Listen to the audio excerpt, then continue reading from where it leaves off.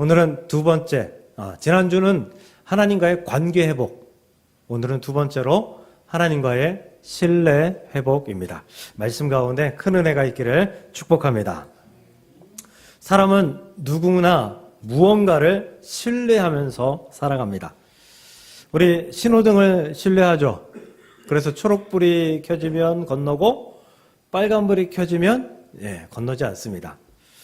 의사를 신뢰합니다. 그래서 병원 가서 감기예요, 약 드시면 돼요 하면 그 지시대로 우리 처방전을 가지고 약국 가서 약을 타다가 꾸준히 먹습니다. 혹시 거기에 쥐약이 들어있을지도 모르는데 꾸준히 신뢰하고 먹습니다. 신뢰란 단순히 믿는다라는 감정만은 아닙니다. 신뢰는 상대방이 나의 기대에 부응할 것이라는 그런 기대에 대한 확신, 그리고 내 삶의 일부를 당신에게 맡길 수 있습니다. 무엇에게 맡길 수 있습니다. 라는 고백과도 같은 것이 신뢰입니다. 그런데 신뢰는 하루아침에 만들어지지 않습니다. 신뢰는 시간이, 그리고 정직함이, 그리고 반복된 경험이, 또 일관된 태도가 계속해서 쌓여야지만 생기는 것이 신뢰입니다. 한 번, 두 번 만나고 나는 저 사람을 신뢰해 라고 말하는 사람은 결코 없습니다. 그런데 위험스러운 것도 있습니다. 신뢰를 그렇게 오랜 시간 공을 들여서 쌓았는데, 돈을 들여서 물질을 들여서 시간을 들여서 쌓았는데, 내가 하나 잘못하면, 내가 하나 실수하면 그 신뢰가 와장창 무너진다는 것입니다. 여러분에게 질문하고 싶습니다. 여러분은 하나님을 얼마나 신뢰하십니까? 이 질문을 듣는 순간 아마 속으로 목사님 무슨 그런 말씀, 그런 질문을 하세요? 당연히 100% 하나님을 신뢰하죠. 하나님은 내가 신뢰하는 가장 위대한 분이에요. 라고 생각했을 것입니다. 맞습니다. 우리가 하나님을 신뢰하기 때문에 예배를 드리죠. 하나님을 신뢰하기 때문에 헌신합니다. 하나님을 신뢰하기 때문에 지금 세상에서 가장 귀한 가치라고 이야기하는 돈을, 물질을 헌금합니다. 또 우리의 신앙적 모든 실천이 하나님을 신뢰하기 때문에 나오는 행동입니다. 그렇다면 다시 이렇게 질문 드리고 싶습니다. 여러분이 어려웠을 때, 고난 가운데 계셨을 때, 그때도 하나님을 100% 신뢰하셨습니까? 저 역시도 선뜻 대답하기가 어렵더라고요. 하나님보다 먼저 사람을 찾을 때도 있었고, 방법을 계산할 때도 있었으며, 또 붙잡을 무언가가 없는지 찾아 헤맸었던 적을 기억합니다. 고난이 해결되지 않아서 하나님을 원망했던 기억도 있고요. 기도하면서 투정 부렸던 기억도 있습니다. 누군가에게 요청했는데 그 부탁을, 도움을 들어주지 않아서 마음이 상했던 적도 있었습니다.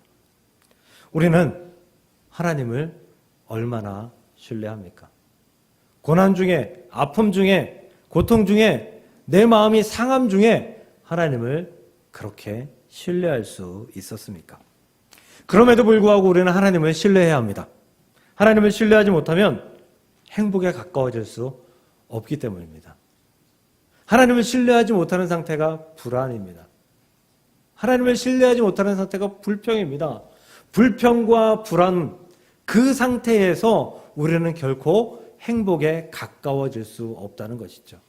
어쩌면 불평과 불안은 행복과 정반대의 위치에 있는 것이 아닌가 싶습니다. 그러므로 우리가 행복을 누리기 위해선, 행복 가운데 살아가기 위해선 반드시 하나님을 신뢰해야 함을 믿으시길 주님의 이름으로 축복합니다. 오늘 말씀으로 하나님과 이 신뢰를 회복함으로 행복에 더 가까워질 수 있기를 주님의 이름으로 다시 한번 축복합니다. 여러분, 믿음, 믿는다는 것, 그리고 신뢰한다는 것, 같은 말일까요? 신뢰의 신자가 믿을 신자잖아요. 신뢰와 믿음이 같은 것일까? 엄밀히 말하면 같지 않습니다. 다릅니다. 믿음은 대상에 대한 나의 태도예요.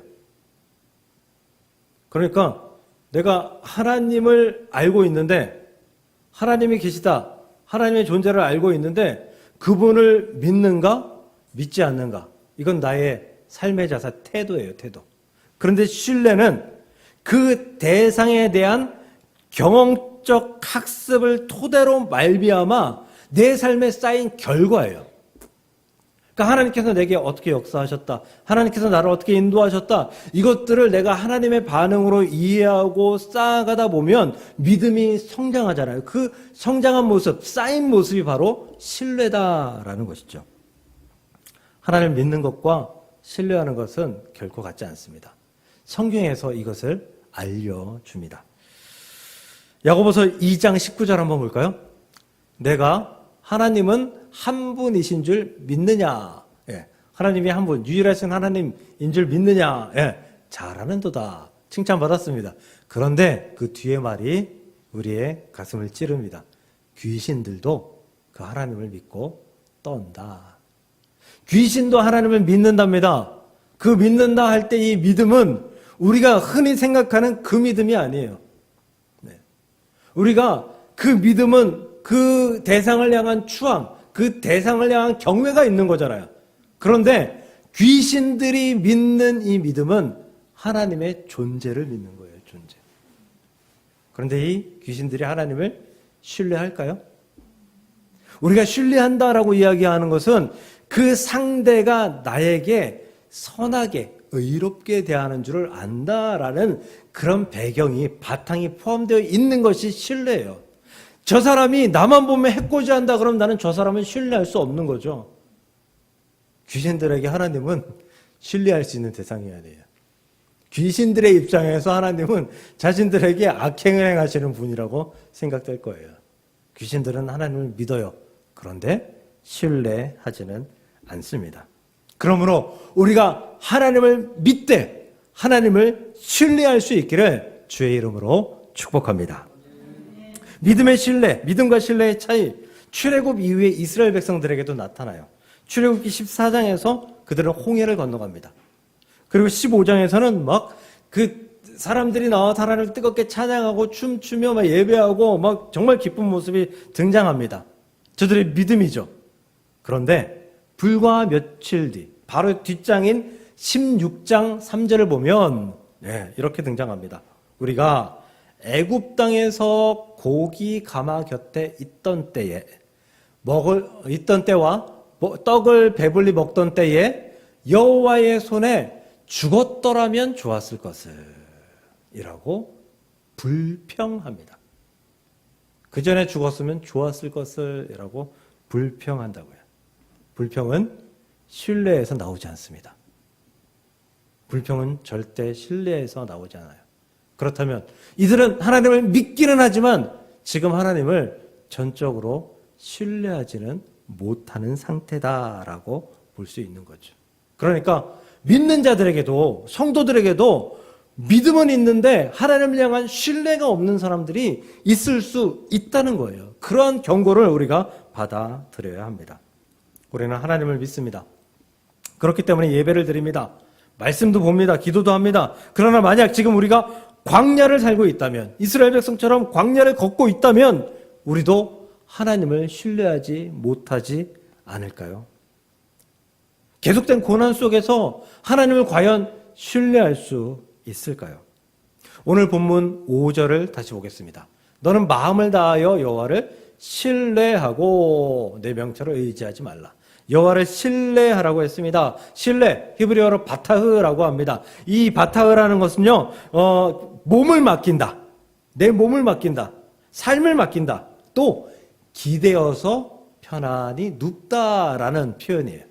기대어서 편안히 눕다. 그러니까 이것을 좀 그 말들을 좀 더 이렇게 연장해서 보면 너는 마음을 다하여서 하나님께 너의 삶을 기대고 너의 몸을 맡기어서 편안한 삶을 살아라 라고 말씀해 주는 거예요. 우리가 여러분들이 앉아있는 이 그 걸상, 책상에 있는 이 걸상 같은 이 걸상이요. 지금 이렇게 정자세로 앉아 계시잖아요. 예, 물론 각 잡고 앉아 계시는 건 아니지만. 근데 이렇게 앉다 보면 어느 순간 내가 비스듬하게 예, 허리를 쭉 펴고 예, 비스듬하게 눕듯이 앉아 있는 경우들이 있죠. 예. 근데 그때 그렇게 앉으면 편안해요. 근데 그 편안함이 얼마나 갑니까? 정말 잠깐이에요. 그때는 정말 잠깐이에요. 금방 불편해져서 다시 몸을 바로 하고 허리춤을 당기고 뒤로 엉덩이를 빼가지고 의자에 다시 정자세로 앉습니다. 그게 또 편안해집니다. 근데 소파에 앉을 때는 어떻습니까? 기대어 눕듯이 앉았을 때 편안하죠. 오랫동안 앉아 있을 수 있습니다. 심지어 그렇게 앉아서 주무십니다. 졸기도 합니다. 그렇게 앉다가 더 편안한 자세로 눕기도 합니다. 그렇게 하나님께 기대라는 것입니다. 하나님께 우리의 삶을 맡기는데 내 몸의 무게를 전체 다 그냥 편안히 다 맡겨버리는 것. 그냥 의자에서 넘어질지언정 그냥 내가 그 자리에서 그냥 누워서 아무것도 안 하고 그냥 편안히 있는 그 상태가 되는 것. 하나님과 기대어서 한 몸이 되는 것. 이것을 신뢰라고 말할 수 있는 것입니다. 과연 사랑하는 성도 여러분, 여러분들은 여러분의 삶을, 여러분의 몸을, 여러분의 모든 것을 하나님께 기대어서 편안히 누워 맡길 수 있습니까? 그 맡길 수 있기를 주님의 이름으로 간절히 축복합니다. 신뢰에는 전적인 신뢰, 부분적인 신뢰가 있습니다. 전적인 신뢰, 부분적인 신뢰. 전적인 신뢰의 대상, 대표가 우리 하나님이시죠. 반면 우리는 세상 대부분의 것들을 부분적으로만 신뢰합니다. 그래서 사람을 신뢰해도 어떤 사람을 많이 신뢰하는 거죠. 100% 신뢰하진 않습니다. 많이 신뢰해요. 그리고 어떤 사람은 신뢰하는데 절반만 신뢰하고 어떤 사람은 조금만 신뢰합니다. 그렇다면 조금만 신뢰하는 것은 반대로 말하면 많이 신뢰하지 못한다. 많이 불신한다라는 얘기죠. 반만 신뢰한다. 그 사람 반은 믿고 반은 믿지 못한다. 이 얘기죠. 많이 믿는다. 그래도 조금은 믿지 못하는 구석이 있다. 이런 뜻이잖아요. 그러니까 이 신뢰에는 빈 공간이 있어요. 불안으로 차 있는, 불신으로 차 있는 빈 공간이 있어요. 그것이 적고 크고의 차이입니다. 우리가 많이 신뢰하는 대상으로는 아까 예로 든 신호등과 같은 규칙이 있습니다. 우리가 신호등을 신뢰해서 초록불이 켜지면 건너가죠. 어떤 분들은 전적으로 신호등을 신뢰합니다. 그래서 고개를 쳐박고 휴대폰을 쳐다보면서 차가 아무리 빵빵거려도 그냥 빨간불이 되어도 건널목을 그냥 저만 그런 사람 보는 거 아니죠? 여러분들도 보죠? 네. 전적으로 신호등을 신뢰하는 사람들. 네. 근데 그렇게 신뢰하다가는 큰일 날 수 있습니다. 우리는 신호등을 신뢰하는데 어느 정도는 그 신호등을 불신하는 가운데에서도 살아야 합니다. 이러한 신뢰의 공백, 이것들을 메우기 위해서 강력한 믿음 혹은 망각의 기술이 필요합니다. 예를 들어서 비행기를 탈 때 다들 조금씩은 추락할 것에 대한, 사고 날 것에 대한 걱정을 하지 않습니까? 조금은 걱정되지 않아요? 네. 근데 어떻게 비행기를 탑니까? 비행기에서 떨어지면은 그냥 우리가 기쁜 곳, 행복한 곳, 천국으로 가는 거잖아요. 네. 그래서 비행기를 탈 때는 믿음이 필요해요. 네. 기장을 믿고 그 비행기가 정비가 잘 됐을 것을 믿고 그 불안감을, 그 불신을 떨쳐내고 비행기를 타야 됩니다. 그것도 안 된다라고 하면 그 불안을 잊어버려야 돼요. 잊어버려야 돼요. 안 그러면 내내 불안합니다. 예전에 성도들과 함께 제주도에 다녀온 적이 있거든요. 근데 제주 공항에 착륙하는데 저는 이제 끝자리를 좋아하니까 창문으로 이제 착륙하는 거 보는데 이제 바퀴가 닿았다 싶었어요. 착륙했다 싶었는데 갑자기 상승을 하더라고요, 비행기가. 그때 이제 난리가 나기 시작합니다. 제 옆에 계시던 분은 토하고 울고 난리가 났고 네, 원래 비행기도 멀미를 하시는 분이어서 그리고 다른 분들은 어떤 분들은 분노합니다. 막 성질냅니다. 그게 이제 두려움 때문에 나는 성질이죠. 또 어떤 분들은 교회에서 갔다 그랬잖아요. 기도합니다. 아버지! 네. 하나님 그 기도 들어주셨을까요? 들어주셨으니까 제가 여기 있겠죠. 보통 그렇게 착륙하다가 상승하면서 사고가 굉장히 많이 난다고 해요. 이 동체가 꺾이면서 이 뒤쪽이 바닥을 쳐서 갈라지는 사고가 많이 나요. 그리고 상회한 다음에 다시 재착륙하는 가운데에서도 사고 나는 경우들이 많아요. 근데 두 가지 다 무사하게 안전하게 착륙을 했습니다. 비행기를 탄다는 것은 위험이 없어서가 아니에요. 그 위험보다 더 신뢰할 대상을 선택했기 때문이에요. 내가 하나님을 선택했기 때문에 하나님 이거 내가 안전하게 이 비행기에서 내릴 수 있게 하심을 믿습니다. 내 마음에 그런 믿음의 고백, 신앙의 고백을 가지고 그 신뢰를 가지고 탔기 때문이에요. 그래서 하나님께서 그것을 안전하게 해주기 때문이에요. 그것도 못한다고 하면 아까 말대로 잊어버려야 되는 거예요.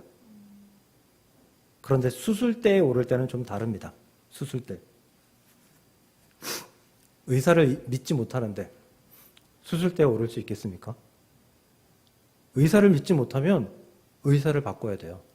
병원을 바꿔야 돼요. 믿을 만한 의사를 찾아야 합니다. 그 사람에게 내 몸을, 내 생명을 결코 맡길 수가 없는 것이죠.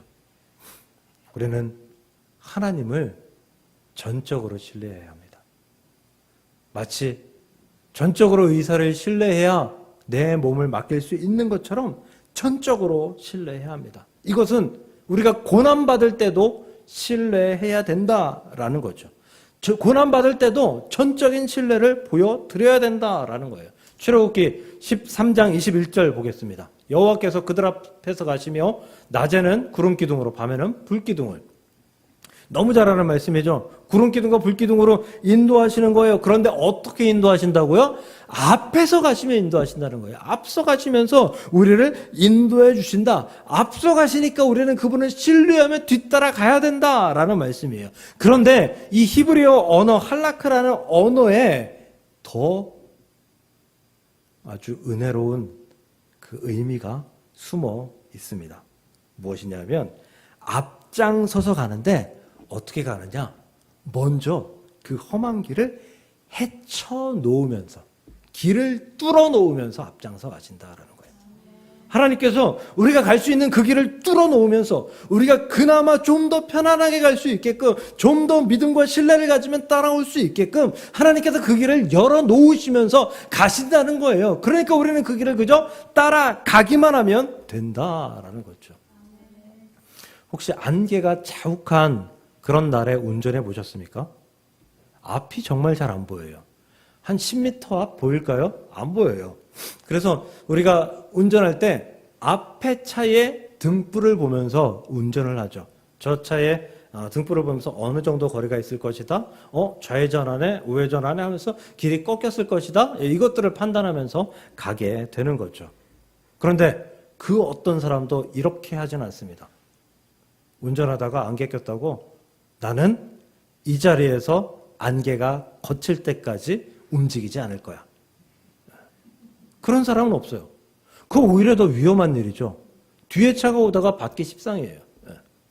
피해야 되고 가야 합니다. 뭘 보고요? 앞차를 보고요. 내가 보이는 만큼 보고요. 차가 없으면 내 시야를 믿고 그만큼 보이는 대로 그만큼씩 가는 거예요. 조금 보이면 천천히 가면 되는 거고 많이 보이면 조금 더 빨리 가면 되는 거예요. 우리 하나님께서 우리 앞길을 그렇게 예비해 놓으십니다. 그만큼 보이고 그만큼 보여서 우리가 결국 천천히 갔어도 우리는 목적지에 도달할 수 있다고요. 하나님은 우리를 그 목적지까지 안전하게 은혜롭게 인도하시기 위해서 우리의 앞장서 가시고 길을 내어주시면서 가시는 그 하나님이신 줄 믿으시길 주님의 이름으로 축복합니다. 그러므로 우리가 하나님을 전적으로 신뢰해야 하는 이유는 분명합니다. 하나님은 우리보다 앞장서 가시는 분이고, 하나님은 그 길을 먼저 보셔서 더 멀리 보실 수 있는 분이고, 우리의 인생을 끝까지 책임져 주실 유일하신 분이 하나님이시기 때문입니다. 그 하나님을 조금 많이가 아니라 전적으로 100% 신뢰할 수 있는 저와 여러분들 될 수 있기를 주의 이름으로 축복합니다. 우리가 이 신뢰, 전적으로 하나님을 신뢰, 100% 하나님을 신뢰, 이렇게 신뢰하면 삶의 결과가 증거로 보입니다. 그 삶의 결과가 순종이에요. 가장 먼저 보이는 것이 순종입니다. 오늘 본문 다시 한번 볼게요. 너는 마음을 다하여 여호와를 신뢰하고 내 명철을 의지하지 말라. 너는 범사의 그를 인정하라. 그리하면 내 길을 지도하시리라. 하나님을 신뢰하고 하나님을 따라가면 하나님께서 지도해 주신대요. 이끌어 주신대요. 예, 우리를 이끌어 주시면서 우리를 선하고 의롭게 목적지까지 인도해 주신대요. 그럼 우리는 뭐 해야 돼요? 그렇죠. 그 길을 따라가야죠. 그 길을 따라가야 되는 거예요. 하나님께서 좀 더 멀리 가면, 좀 더 많이 가서 좀 더 보여주시면 그때 따라갈게요 하는 게 아니라, 하나님께서 가시면서 나를 따르라 지도하실 때 그때 순종하면서 따라가는 거예요. 그게 신뢰의 증거예요. 그렇다면 반대로 말하면, 우리가 순종하지 못하는 삶을 살아가고 있다면 하나님을 그만큼 신뢰하지 않고 있다는 거죠. 그만큼 믿음이 지금 불안한, 부족한 상태다라고 말할 수 있는 것입니다. 운전하다 보면 내비게이션이 안내하는 길이 마음에 안 들 때가 있어요. 그래서 내 마음대로 이 길이 나 하고 쑥 가면 여지없이 막혀있는 경우들을 간혹 맞이합니다.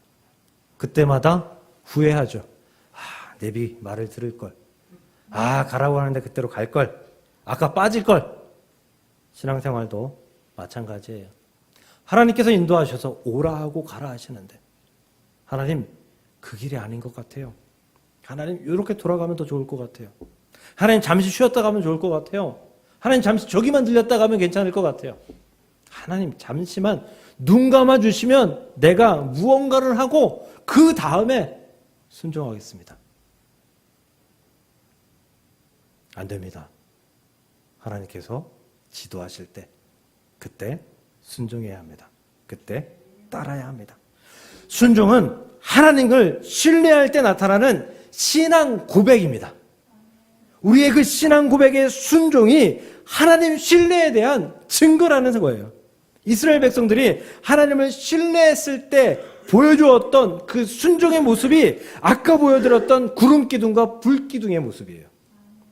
구름기둥과 불기둥, 낮에는 구름기둥, 밤에는 불기둥. 움직이면 가야 했고 멈추면 서야 했죠. 그런데 이렇게 생각하시면 안 돼요. 그냥 쫄래쫄래 가다가 이 구름기둥 불기둥이 멈추면 그냥 서 있다가 그러다가 다시 가면 다시 쫓아가고. 아니에요. 가다가 멈추면요, 이스라엘 백성들에게는 엄청난 짐이 있었어요. 성막이라는 짐이요. 그걸 바로 다 쳤어야 돼요. 성막을 다 치고요. 그리고 텐트를 지파별로 위치된 대로 다 치고요. 만약에 어떤 날은 성막 치고 텐트 다 치고 이제 힘들게 다 쳤으니까 우리 잠시 쉬었다가 이따 만납시다 하고 텐트에 들어갔는데 바로 구름기둥 불기둥이 움직여요. 그럼 어떻게 해야 돼요? 바로 다 걷어야 돼요. 바로 다 걷어야 돼요. 그 엄청난 수고를 계속해야 된다고요. 그러니 그 순종이 얼마나 힘든 순종이에요. 그럼에도 불구하고 저들은 순종하며 갔어요. 아마도 이스라엘 백성들이 불순종의 모습도 보였고 우상 숭배의 모습도 보였고 또 하나님을 원망하고 불평하는, 신뢰하지 못하는 모습도 보였지만, 그럼에도 불구하고 하나님께서 그들을 끝까지 인도하신 것은 하나님의 약속 때문이기도 하지만, 그럼에도 불구하고 때때로 이들이 순종하기 위해서, 하나님의 말씀을 따르기 위해서 노력한 모습들이 있었기 때문이라고 생각합니다. 사랑하는 성도 여러분, 이스라엘 백성들처럼 그렇게 순종하되 필요할 때 순종하고, 또 하나님 원망할 때 원망하고, 불평할 때 불평하고, 불만 가질 때는 하나님께 소리 지르고, 이것이 아니라 하나님을 전적으로 신뢰함으로 말미암아 늘 하나님께 순종할 수 있는 저와 여러분들 될 수 있기를 주의 이름으로 축복합니다. 순종이 하나님을 신뢰하는 것이고요. 그 신뢰가 우리를 행복하게 할 줄로 믿습니다. 그 신뢰하며 하나님을 따르고 하나님과 동행하는 저와 여러분들, 그 행복을 누리는 저와 여러분들 될 수 있기를 주님의 이름으로 간절히 축복합니다.